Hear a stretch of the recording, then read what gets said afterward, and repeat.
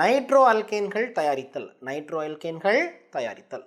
பொதுவாக ஒரு சேர்மத்தை தயாரிக்கும் பொழுது நம்ம என்ன பண்ணுவோம் அப்படின்னா வெவ்வேறு முறைகளை பார்ப்போம். அதே மாதிரி இந்த நைட்ரோ அல்கேன்களை தயாரிக்க நம்ம என்ன பண்ண போகிறோம், 5 வித்தியாசமான முறைகளை நம்ம பார்க்க போகிறோம். இதில் முதலாவது நம்ம பார்க்க போகிற முறை என்ன அப்படின்னா அல்கைல் ஹாலைடுகளிலிருந்து பெறுதல். அதாவது அல்கைல் ஹாலைடுகளுடன் என்ன பண்ணுவோம் அப்படின்னா ஒரு KNO2வை வினைபுரிய செய்வோம் ஆல்கஹாலின் முன்னிலையில், அல்லது ஆல்கஹாலுடன் கரைக்கப்பட்ட KNO2உடன் வினைபுரிய செய்து இந்த அல்கைல் ஹாலைடுகளை அல்கைல் நைட்ரைடாக மாற்றுவோம். சரியா? அதாவது நைட்ரோ அல்கேன்களாக இவரை மாற்றுவோம். இது முதல் முறை. இந்த முறையை தான் நம்ம என்ன சொல்லுவோம் அப்படின்னா ஆய்வக முறை அப்படின்னு சொல்லுவோம். இந்த முறையை பயன்படுத்தி குறைவான அமௌண்ட்லேயே நம்மளால் என்ன பண்ண முடியும், இந்த நைட்ரோ அல்கேன்களை தயாரிக்க முடியும். ரெண்டாவது முறை நம்ம என்ன பார்ப்போம் அப்படின்னா ஆல்கேன்களை ஆவி நிலையில் நைட்ரோ ஏற்றம் அடைய செய்தல். சரியா? நம்ம என்ன பண்ணுவோம் அப்படின்னா ஆல்கேன்களை ஆவியாக மாற்றிடுவோம். அதே மாதிரி நைட்ரிக் ஆசிடையும் நம்ம என்ன பண்ணுவோம், ஆவியாக மாற்றி விடுவோம். இப்போ இவை இரண்டும் வினைபுரிய வைத்து இதை நம்ம என்ன பண்ணும்போது கூல் பண்ணும்போது நமக்கு என்ன கிடைக்கும், நைட்ரோ அல்கேன்கள் கிடைக்கப்பெறும். ஸோ இந்த முறையை தான் என்ன பண்ணுறாங்க அப்படின்னா தொழில்முறையாக பயன்படுத்துகிறாங்க. மூணாவது பார்க்க போகிற முறை ஆல்ஃபா ஹாலோ கார்பாக்சிலிக் அமிலங்களிலிருந்து பெறப்படும் முறை. நாலாவது மூவினைய ஆல்கஹால், அதாவது மூவினைய அல்கைல் அமைன்களிலிருந்து பெறப்படும் முறை. அப்போ இங்கே என்ன இருக்கும், ஒரு டெர்ஷரி குரூப் இருக்கும். சரியா? இந்த முறையை பொறுத்த வரைக்கும் இங்கு CNH2 இங்கு என்ன இருக்கும், அல்கைல் தொகுதிகள் இணைக்கப்பட்டிருக்கும். இந்த மாதிரி ஒரு மூவினைய அல்கைல் அமைனை எடுத்து நம்ம என்ன பண்ணுவோம், இவற்றை நம்ம என்ன பண்ணுவோம் NO2 தொகுதியாக மாற்றுவோம். அண்ட் ஐந்தாவது பார்க்க போகிற முக்கியமான முறை ஆக்சைமின்களிலிருந்து தயாரித்தல். இங்கு ஆக்சினேட்டம் அடைய செய்வோம். சரியா? இப்படி 5 முறைகளை நம்ம என்ன பண்ண போகிறோம், பார்க்க போகிறோம். இதில் முதலாவது நம்ம பார்க்க போகிற முறை என்ன, ஆல்கைல் ஹாலைடுகளிலிருந்து பெறப்படும் முறை. ஸோ இப்போ இதை தான் நம்ம என்ன பண்ண போகிறோம், பார்க்க போகிறோம். முதலாவது பார்க்க போகிற தயாரித்தல் முறை அல்கைல் ஹாலைடுகளிலிருந்து பெறப்படும் முறை. சரியா? இந்த முறையை ஆய்வக முறை அப்படின்னு தான் சொல்கிறோம். காரணம் என்னென்னா இந்த முறையை பயன்படுத்தி குறுகிய அளவில் தான் நம்ம என்ன பண்ண முடியும், நைட்ரோ அல்கேன்களை தயாரிக்க முடியும். சரி, இந்த முறையில் நம்ம என்ன எடுத்துப்போம் அப்படின்னா ஒரு அல்கைல் புரோமைடு அல்லது அல்கைல் அயோடைடுகளை ஆல்கஹாலுடன் கரைக்கப்பட்ட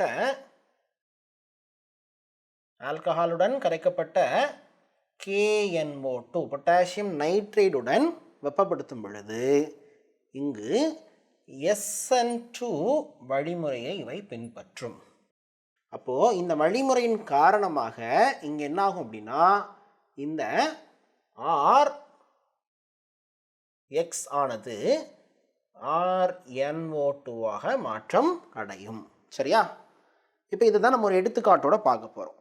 சரி, இப்போ நான் எடுத்துக்காட்டில் எடுத்துக்க போகிற எக்ஸாம்பிள் என்னென்னா CH3CH2Br. அப்போ இதோட பெயர் என்ன, புரோமோ ஈத்தேன். இப்போ இந்த புரோமோ ஈத்தேனுடன் எத்தனாலில் கரைக்கப்பட்ட KNO2 வினைபுரியும் பொழுது, ஸோ இங்கே என்ன எடுத்துக்கணும், எத்தனால் எடுத்துக்கணும், C2H5. ஸோ இந்த கரைசலை நம்ம என்ன பண்ணுறோம், இந்த புரோமோ ஈத்தனுடன் சேர்த்து வெப்பப்படுத்துகிறோம். ஸோ இந்த மாதிரி வெப்பப்படுத்தும் பொழுது இது SN2 வழிமுறையை பின்பற்றும். அப்போ இந்த SN2 வழிமுறையில் என்ன நடக்கும் அப்படின்னா இங்கேருந்து ஒரு Bரும் இங்கேருந்து ஒரு Kயும் பிரித்து எடுக்கப்படும். அப்போ நமக்கு விடை என்ன கிடைக்கும், +KBr அப்படின்னு கிடைக்கும். கரெக்டா? சரி, இதை தள்ளி மீதி என்ன இருக்குது, CH3CH2, இங்கே ஒரு NO2 இருக்குது. இதை சேர்த்து எழுதணும் அப்படின்னா CH3CH2NO2. சரியா? இதோட பேர் என்ன, நைட்ரோ ஈத்தேன். ஸோ இதுதான் என்னது, இந்த ஆய்வக தயாரித்தல் முறை. இப்போ என்ன பண்ணிட்டோம், அல்கைல் ஹாலைடுகளை அல்கைல் அல்லது நைட்ரோ அல்கீன்களாக நம்ம என்ன பண்ணிட்டோம், மாற்றமடைய செய்துவிட்டோம். சரியா? சரி, இப்போ உங்கள் மனசுக்குள்ள ஒரு கேள்வி வரும், அப்போ இதே முறையை பயன்படுத்தி நம்மளால் நைட்ரோ பென்சீனை தயாரிக்க முடியுமா நைட்ரோ பென்சீன்களை தயாரிக்க முடியுமா அப்படிங்கிற ஒரு கேள்வி உங்களுக்கு வரும். இப்போ நைட்ரோ பென்சீன்கள் தயாரிக்க வேண்டும் அப்படின்னா இந்த முறையை நம்ம எடுத்துக்காட்டாக வச்சு பார்த்தோம்னா நம்ம என்ன எடுத்துக்கணும்? புரோமோ பென்சீனை எடுத்துக்கொள்ள வேண்டும். இப்போ இந்த புரோமோ பென்சீனுடன் இந்த KNO2 வினைபுரிய செய்யணும். அவ்வாறு வினைபுரிய செய்யும் பொழுது இதற்கு என்ன இருக்கணும்? இந்த Br தனியாக பிரித்தெடுக்கும் ஆற்றல் இருக்க வேண்டும். ஆனால் அதுக்கு அந்த ஆற்றல் இருக்காது. எனவே இது என்னாகாது? இங்கு இந்த புரோமோ பென்சீனானது நைட்ரோ பென்சீனாக இந்த முறையை பயன்படுத்தி மாற்ற இயலாது. ஸோ நைட்ரோ அல்கேன்களை தயாரித்தல்ல நம்ம ரெண்டாவது பார்க்க போகிற முறை என்ன அப்படின்னா, ஆவியான நிலையில் இருக்கும் அல்கேன்களுடன் நைட்ரோ ஏற்றம் அடைய செய்தல். சரியா? பாருங்க. இப்போ ஒரு அல்கேன்களை ஆவியான நிலையில் எடுத்துக்கொண்டு இந்த அல்கேனுடன் ஆவியான நிலையில் இருக்கும் நைட்ரிக் அமிலத்தை வினைபுரிய வைக்கிறோம். சரியா? இவ்வாறு வினைபுரிய வைக்கும் இந்த மிக்சரை நம்ம என்ன பண்ணுறோம்? அதாவது இந்த கலவையை நம்ம ஒரு செஞ்சூடான உலோக குழாய் வழியாக செலுத்தும் பொழுது இவை இங்கிருந்து பெறப்படும் ஒரு ஹைட்ரஜன் மற்றும் இந்த நைட்ரிக் அமிலத்திலிருந்து பெறப்படும் ஒரு OH உடன் H2O மாறி வெளியேற துவங்கும். அப்போ இந்த மாதிரி இது வெளியேற துவங்கின உடனே இதன் விளைவாக நமக்கு என்ன கிடைக்கும்? நைட்ரோ அல்கேன்கள் கிடைக்கப்பெறும். சரியா? இதைத்தான் நம்ம ரெண்டு வித்தியாசமான எக்ஸாம்பிளோட பார்க்க போகிறோம். இதில் நம்ம முதல்ல பார்க்க போகிற எக்ஸாம்பிள் என்னென்னா, மீத்தேனுடன் வினை புரியும் பொழுது எந்த மாதிரி ஆக போகுது. சரியா? பாருங்கள். ஸோ மீத்தேன் ஆவியான நிலையில் எடுக்கப்படும் மீத்தேன் பெறப்படும் மீத்தேனுடன் HNO3 இதுவும் நம்ம என்ன நிலையில் எடுத்துக்கிறோம்? ஆவியான நிலையில் எடுத்துக்கிறோம். இவை 675 கெல்வின் வெப்பநிலையில் செஞ்சூடான சிலிக்கான் குழாய்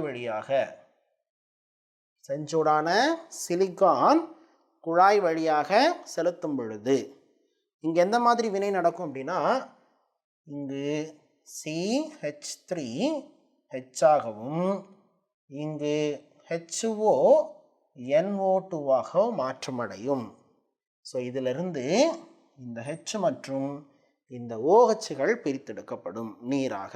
அப்போ நமக்கு என்ன ஆகும்? Plus H2O. அப்போ இதை எடுத்துட்டோம் அப்படின்னா மீதி என்ன இருக்குது? CH3 இங்கே NO2 இருக்குது. எனவே இதன் விடை CH3NO2. சரியா? அப்போ இதோட பேர் என்ன? நைட்ரோமீத்தேன். ஸோ இதே மாதிரி இன்னொரு எடுத்துக்காட்டு. இந்த எடுத்துக்காட்டில் CH3 சிங்கிள் பாண்ட் CH3. அப்போ இது என்ன? ஈத்தேன். இந்த ஈத்தேனையும் நம்ம என்ன பண்ணுறோம்? ஆவியான நிலையில் எடுத்துக்கிறோம். இந்த ஈத்தேனுடன் HNO3 இதுவும் என்ன ஆகுது? ஆவியான நிலையில் வினை புரிய போகுது. இதே வெப்பநிலை, இதே கண்டிஷன் தான். அப்போ 675 கெல்வின் செஞ்சூடான சிலிக்கான் குழாய் வழியாக செலுத்தும் பொழுது இங்கு எந்த மாதிரி வினை நடக்கும் அப்படின்னா, CH3 CH2H ஆகவும் HO NO2 பிரியும். இங்கிருந்து ஒரு நீர் மூலக்கூறு வெளியேற்றப்படும். சரியா? இது முதல் வாய்ப்பு. ஸோ நமக்கு இங்கே என்ன விடை கிடைக்கும் அப்படின்னா CH3 CH2NO2 என கிடைக்கப்பெறும். சரியா? இப்போ இவ்வளவு வெப்பநிலையில் என்ன ஆயிரும் அப்படின்னா, இந்த கார்பன் டு கார்பன், இந்த கார்பனுக்கும் இடையே காணப்படும் இந்த பிணைப்பில் என்ன ஆகும்? உடைப்பு ஏற்படும். இதன் விளைவாக நமக்கு ஒன் மோர் என்ன கிடைக்கும்? விளைபொருள் கிடைக்கும். அது என்னன்னா CH3NO2. சரியா? இதோட பெயர் நைட்ரோ ஈத்தேன் மற்றும் இதோட பேர் என்ன? நைட்ரோ மீத்தேன்கள். அப்போ இந்த வினை நடக்கும் பொழுது நமக்கு இது 73% கிடைக்கப்பெறும். அதுவே இந்த நைட்ரோ மீத்தேனானது 27% கிடைக்கப்பெறும். சரியா? அப்போது 73% கிடைப்பதனால இதுதான் நமக்கு என்ன முக்கியமான விளைபொருளாக கருதப்படும். மூணாவதாக நம்ம பார்க்க போகிற முறை என்ன அப்படின்னா ஆல்ஃபா ஹாலோ கார்பாக்சிலிக் அமிலங்களிலிருந்து நைட்ரோ ஆல்கேன்களை தயாரித்தல். சரியா? அப்போ இதில் முதல்ல நம்ம என்ன தெரிஞ்சுக்கணும், ஆல்ஃபா ஹாலோ கார்பாக்சிலிக் அமிலங்கள்லாம் என்ன அப்படிங்கிறத தெரிஞ்சுக்கணும். சரியா?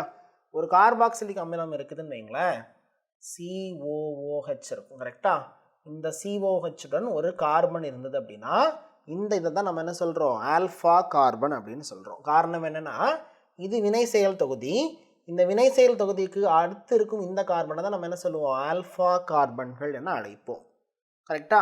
அப்போ இந்த மாதிரி அமைப்பில் இருக்கிற ஒரு கார்பாக்சிலிக் அமிலத்தை நம்ம எடுத்துக்கணும். அப்போ நமக்கு ரொம்ப தெரிஞ்ச கார்பாக்சிலிக் அமிலம் என்ன, அசிட்டிக் அமிலம். So CH3COOH. அப்போ இது என்ன தான், ஒரு ஆல்ஃபா கார்பன் இருக்கும் கார்பாக்சிலிக் அமிலம் தான். சரியா? இப்போ இந்த ஆல்ஃபாவில் பொருத்தப்பட்டிருக்கும் இந்த ஹைட்ரஜனை ஒன்றை நீக்கிட்டு இதற்கு பதிலாக நம்ம என்ன பண்ணுறோம், ஒரு ஹாலோஜனை உள்ளே பிரதியிடுறோம். இப்போ ஒரு எடுத்துக்காட்டுக்கு Cl நம்ம யூஸ் பண்ணுறோம்னு வைங்களேன், இது எப்படி மாறிடும், Cl பாண்ட் CH2COOH என மாற்றமடையும். ஸோ இதை தான் நம்ம என்ன சொல்கிறோம், ஆல்ஃபா. இந்த ஆல்ஃபாவுடன் என்ன இருக்குது, ஒரு Cl பொருத்தப்பட்டிருக்கிறது. அதனால் அது ஹாலோ கார்பாக்சிலிக் அமிலம் அப்படின்னு சொல்கிறோம். அண்ட் இதோட பேர் என்ன, ஆல்ஃபா குளோரோ அசிட்டிக் அமிலம். சரியா? இப்போ இந்த ஆல்ஃபா குளோரோ அசிட்டிக் அமிலத்தை நம்ம எடுத்துக்கிறோம். இந்த ஆல்ஃபா குளோரோ அசிட்டிக் அமிலத்துடன் நீரில் கரைக்கப்பட்ட NaNO2 வினை புரிய போகுது. சரியா? யாரில் கரைக்கப்பட்டிருக்கோம், நீரில் நம்ம கரைத்திருக்கிறோம். அதனால் H2O. ஸோ இப்போ இந்த ஒட்டுமொத்த கரைசலை நம்ம என்ன பண்ணுறோம், வெப்பப்படுத்துகிறோம். இந்த மாதிரி வெப்பப்படுத்தும் பொழுது இங்கு இந்த கரைசலானது SN2 வழிமுறைக்கு உட்படும். சரியா? பாருங்கள், இப்போ நம்மளோட புரிதலுக்காக நான் அப்படியே எடுத்து கீழே எழுதிக்கிறேன். இங்கு Cl bond CH2 bond COO bond Hன்னு பிரிச்சுக்குங்க. இதே மாதிரி மேலே இருக்கிறத எடுத்து எழுதிக்கலாம், Na பாண்ட் NO2. சரியா? சரி, இப்போ இந்த SN2 வழிமுறையின் அடிப்படையில் இது செல்லும் பொழுது இங்கே நமக்கு என்ன ஆகும், ரெண்டு விதமான ப்ராடக்ட்கள் தனித்தனியாக முதல்ல பிரிந்து வெளியேறும். இதில் முதல்ல யார் பிரிய போகிறாங்க அப்படின்னா இந்த COO, அதாவது இந்த கார்பாக்சில் தொகுதி என்ன ஆகும், வெளியேற துவங்கும். அப்போ நமக்கு என்ன கிடைக்கும், ப்ளஸ் CO2 கிடைக்கும். சரியா? ஓகே. அதுக்கப்புறம் இங்கே இருக்கிற இந்த NAவும் இங்கே இருக்கிற இந்த Clவும் வெளியேறும். அப்போ என்ன ஆகும், ப்ளஸ் NaCl கிடைக்கப்பெறும். சரியா? அப்போ இதை தள்ளி மீதி என்னெல்லாம் இருக்குது, நமக்கு இங்கு ஒரு CH2 இருக்குது, இங்கு ஒரு H இருக்குது. அண்ட் இதோட நம்ம என்ன பண்ணிக்கலாம், இந்த NO2 பொருத்திக்கலாம். அப்போது இந்த CH2வும் இந்த Hம் சேர்ந்துச்சுன்னா அது CH3 ஆக மாறும். இந்த CH3உடன் இந்த NO2 சேர்க்கப்படும். அப்போ இதோட விடை என்ன, CH3NO2. சரியா? அப்போ இதோட பெயர் நைட்ரோமீத்தேன். அப்போ இந்த இடத்துல என்ன பண்ணிட்டோம், நம்ம நைட்ரோ அல்கேனை உருவாக்கி விட்டோம். சரியா? இங்கே என்ன பண்ணியிருக்கிறோம், ஆல்ஃபா குளோரோ அசிட்டிக் அமிலத்தை நம்ம என்ன பண்ணுறோம், NaNO2 நீரில் கரைக்கப்பட்ட NaNO2 கரைசலுடன் கொதிக்க வைக்கும் பொழுது இது என்ன ஆகுது, நமக்கு நைட்ரோமீத்தேனை தருகிறது. நாலாவதாக நம்ம பார்க்க போகிற முறை என்ன அப்படின்னா மூவினைய அல்கைல் அமீன்களின் ஆக்சிஜனேற்றம். ஆக்சிஜன் ஏற்றம். இப்போ மூவினைய அப்படின்னு சொல்கிறோம். கரெக்டாக? அப்போ மூவினை அப்படின்னு சொல்லும் பொழுது இங்கே ஒரு கார்பன் இருக்கும். இந்த கார்பனுடன் ஒரு NH2 தொகுதி இணைக்கப்பட்டிருக்கும். ஸோ மூவினைன்னு சொல்கிறனால இந்த கார்பனுக்கு கண்டிப்பாக என்ன இருக்கணும், 3 கார்பன் தொகுதிகள் இணைக்கப்பட்டிருக்க வேண்டும். சரி, இப்போது இந்த மூவினைய அல்கைல் அமைனுடன் நம்ம என்ன பண்ணுறோம், நீர்த்த KMNO4 கரைசலை பயன்படுத்துகிறோம். KMNO4 கரைசலை பயன்படுத்துகிறோம். இந்த மாதிரி இந்த KMNO4 கரைசலை பயன்படுத்தும் பொழுது இவை நமக்கு 3 ஆக்சிஜன்களை தரும். 3 ஆக்சிஜன்களை தரும். அண்ட் இந்த ஆக்சிஜனை பயன்படுத்தி தான் நம்ம என்ன பண்ண போகிறோம், ஆக்சிஜனேற்றமை செய்ய போகிறோம். சரி, இப்போது இங்கு மட்டும் என்ன வினை நடக்கும் அப்படிங்கிறத நாங்கள் கீழே குறிப்பிடுறேன் பாருங்கள். CN bond H. சரியா, இந்த கார்பன் மீதம் இருக்கும் 3 கார்பன்களும் பிணைப்பில் இருக்கிற மாதிரி நான் காணிச்சிட்டேன். சரி, இப்போ நம்மக்கிட்ட என்ன இருக்குது, 3 ஆக்சிஜன்கள் இருக்குது. ஸோ இங்கே இருக்கும் இந்த பிணைப்பு உடைக்கப்படும், இங்கே இருக்க இந்த பிணைப்பு உடைக்கப்பட்டு இங்கு ஒரு ஆக்சிஜன், இங்கு ஒரு ஆக்சிஜன் மற்றும் இங்கு ஒரு ஆக்சிஜன் சேர்க்கப்படும். ஸோ இதன் விளைவாக இங்கிருந்து ஒரு நீர் மூலக்கூறு வெளியேறும். சரியா, அப்போது இந்த நீர் மூலக்கூறு இங்கிருந்து வெளியேறிடுச்சு அப்படின்னா நமக்கு இங்கே என்ன இருக்குது, NO2 தொகுதி கிடைக்கப்பெறும். அப்போ இது எப்படியே மாறிடும், CH3C single bond NO2 bond CH3. சரியா, இப்போ இதற்கு பெயர் வைக்கணும். கரெக்டாக, இதுக்கு எப்படி பெயர் கொடுக்கணும், நம்பர் போட்டுக்கலாம், 1 2 3. இப்போ 2வது கார்பனுடன் ஒரு மெத்தில் தொகுதி இணைக்கப்பட்டிருக்கிறது. அதே மாதிரி 2வது கார்பனுடன் ஒரு நைட்ரோ தொகுதி இணைக்கப்பட்டிருக்குது. எனவே இதோட பெயர் என்ன, 2 மெத்தில் 2 நைட்ரோ, 3 கார்பன் இருக்கனால ப்ரோப்பேன். ஸோ இதோட பெயர் 2 methyl 2 nitro propane. Nitro alkene தயாரிப்பு முறையில் இறுதியாக நம்ம பார்க்க போகிற முறை என்ன அப்படின்னா, ஆக்சைன்களின் ஆக்சிஜனேற்றம். பொதுவாக அசிட்டால் ஆக்சைன் அல்லது அசிட்டோன் ஆக்சைன் இந்த ட்ரைஃப்ளூரோ பெராக்சி அசிட்டிக் அமிலத்துடன் வினைபுரியும் பொழுது, என்னது, ட்ரைஃப்ளூரோ பெராக்சி அசிட்டிக் அமிலத்துடன் வினைபுரியும் பொழுது பொதுவாக அசிட்டிக் அமிலத்துக்கு ஃபார்முலா என்ன, CH3COOH.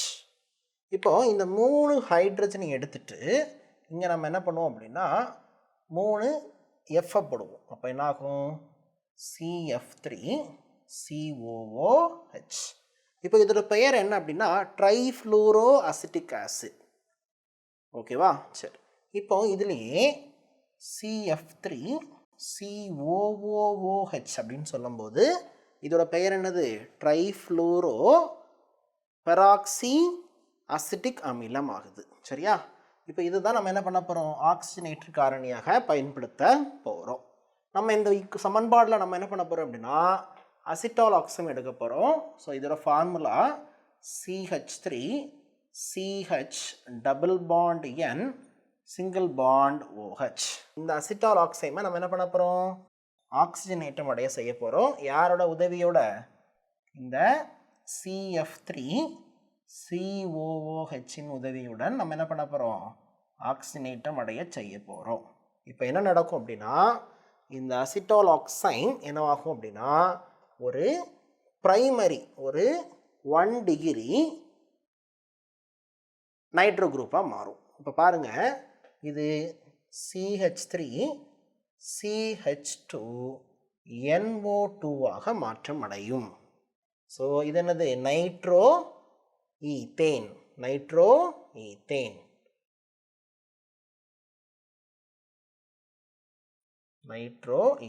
இது 1 டிகிரி. கரெக்டாக. இதுவே நம்ம இந்த இடத்துல என்ன பண்ணியிருக்கிறோம் அப்படின்னா அசிட்டோன் ஆக்சைமை எடுத்திருந்தோம் அப்படின்னா நமக்கு என்ன கிடைக்கும், 2 டிகிரி நைட்ரோ ப்ரோப்பேன் கிடைக்கும். சரியா, இப்போ இதுதான் என்னது, இந்த ஆக்சிஜனேற்ற முறை. அப்போ இது வரைக்கும் நம்ம 5 சமன்பாடுகள் பார்த்துருக்குறோம். இந்த 5 சமன்பாடுகளுமே என்னதான், நைட்ரோ அல்கீனின் தயாரிப்பு முறைகள் தான்.